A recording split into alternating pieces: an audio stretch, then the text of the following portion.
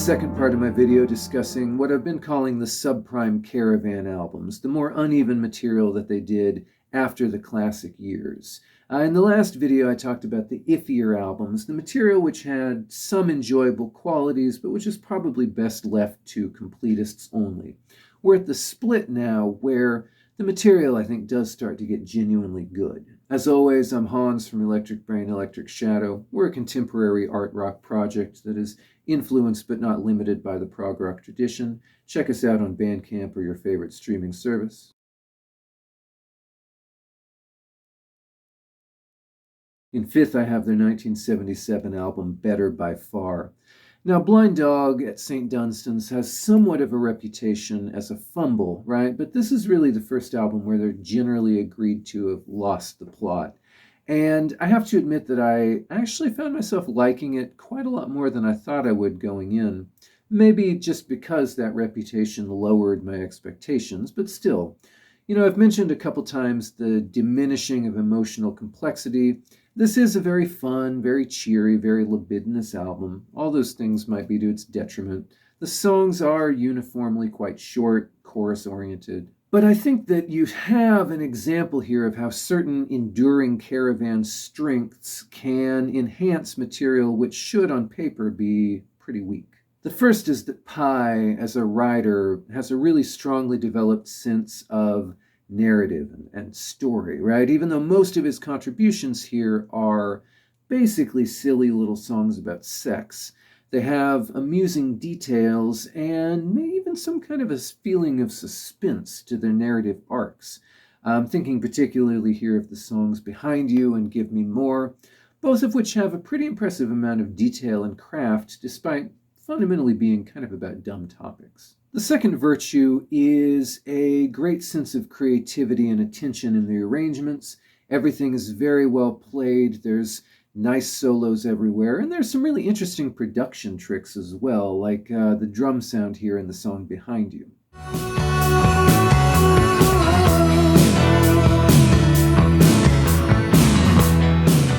And while the other writers are generally less successful than Pi in this later material, and Jeff Richardson's song Silver Strings is actively annoying, Richardson's track The Last Unicorn is a lovely instrumental with a very nice build, and the keyboardist Jan Schellhaus contributes his one song to Caravan here, and it's quite a good one.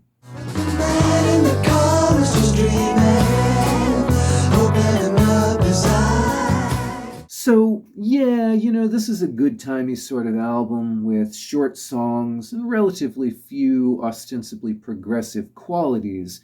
You know, but at the same time, it's not lazy, and it has a consistent level of charm and craft that elevate it several notches above just being listenable. I can't imagine it being of interest to anyone who doesn't like Caravan, at least to some amount. But if you do like these guys, then their personality is in full force here. There's a surprising amount to appreciate. It's a way better album than it has any right to be.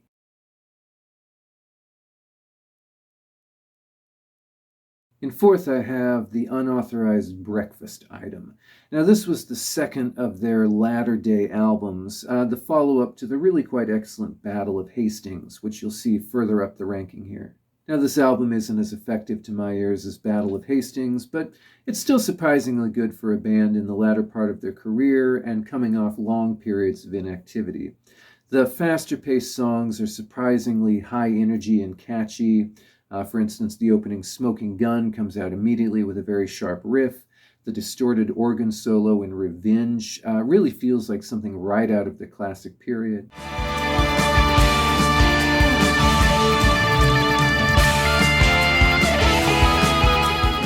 The second half of the album is quieter, it's more atmospheric, and it works really well in that vibe.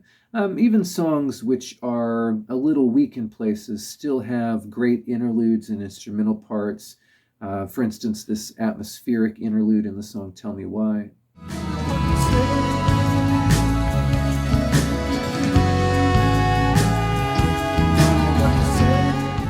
It's odd because you could make the argument that the style here is quite similar objectively to the follow-up Paradise Filter, which you may remember from my previous Subprime Caravan video is, in my opinion, one of their weakest albums.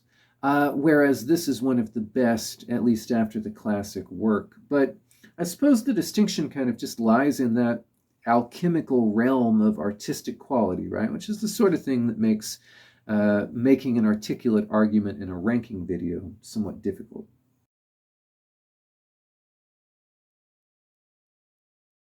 In third, I have 1982's Back to Front. Now, this album is notable because it reunites the Land of Gray and Pink lineup with the return of both Sinclairs, and it's intermittently very successful, albeit in a way that doesn't have too much relationship to the classic material stylistically. The opener, Back to Herne Bay Front, in particular, is really just a sheer joy. You know, it's lovely to hear Richard Sinclair's voice again. The lyric is so full of evocative detail and humor. It really does feel like sitting in a little seaside British village with some old friends. Down here on her bayfront, the weather's not too good. There's not a lot of crumpet, and the fish and chips are greasy.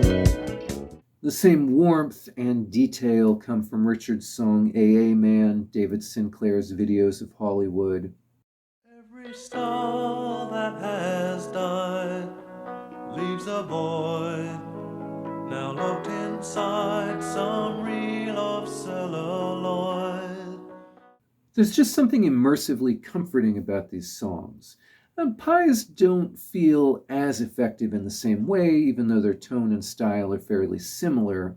But they feel a bit more like relatively slight love songs. They don't have the kind of immersive scene setting of Richard and David's writing. However, even the less interesting material is still really enlivened by the playing of the classic lineup, especially Richard Sinclair, whose bass has somehow both more force, more punch, but at the same time more melody and grace than any of the other players who came in the band after him.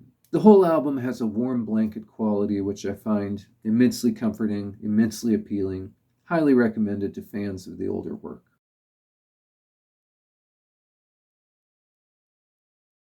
Second place I have, It's None of Your Business, a very recent release from 2021, though, if you're going through their catalog at random, it'd be hard to know where to place it because of this very 80s or early 90s looking cover art. This feels like an extension of the work that they've been doing from Battle of Hastings onward, with a really smart tonal balance between whimsical and more mature melancholy songs. There's a bunch of viola and flute. The production is clean and full and organic.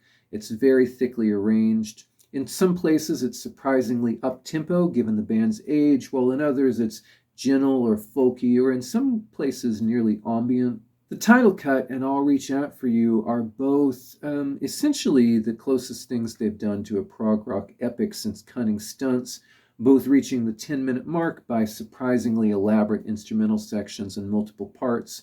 Overall, this is really a remarkably vital, detailed, interesting album with a huge amount of character, and it's immensely impressive that they've made something of this scale and energy and ambition at this point in their career.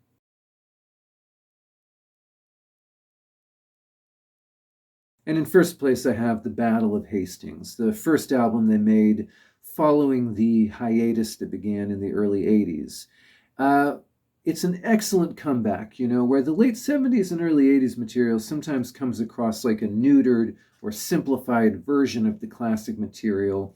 This really feels like a new idea, a new way of being Caravan. The songs are still relatively short, it's not a return to prog rock form, aside from a few codas with flute solos, but they're finding a tone here which is much more melancholy, much more mature, almost gives the album kind of an autumnal feeling and character that's unlike anything from the classic era. The arrangements are surprisingly organic compared to the dreadful 90s-isms of the re-recording albums they did around this time. The songs are built around the expert layering of acoustic guitars and graceful, clean electrics, plus live strings, mandolin, flute. More time, I was asked to stand on the front line.